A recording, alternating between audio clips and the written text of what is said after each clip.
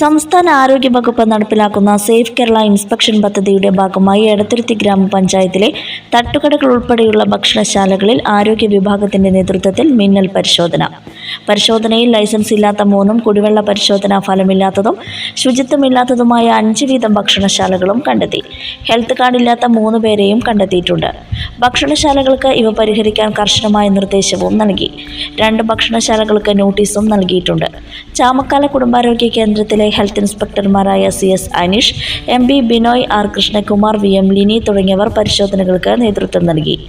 Licence, കുടിവെള്ള പരിശോധനാ report, health card, ശുചിത്വ മാനദണ്ഡങ്ങൾ തുടങ്ങിയവ ഉറപ്പുവരുത്തുവാൻ തുടർന്നും പരിശോധനകൾ നടത്തുമെന്ന് പഞ്ചായത്ത് സെക്രട്ടറി T ബിനോയ് അറിയിച്ചു. ഇനി കുറഞ്ഞ ചിലവിൽ ആധുനിക ചികിത്സ വലപ്പാടും. ഈ പറയുന്ന രോഗലക്ഷണങ്ങൾ നിങ്ങൾക്ക് അനുഭവപ്പെടാറുണ്ടോ?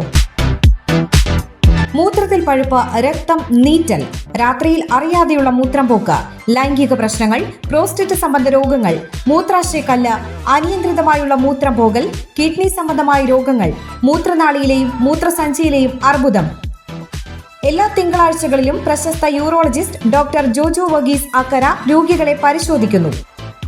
Sunshine polyclinic, Anavizhungi centre, Valappad. Phone 9539 112 999.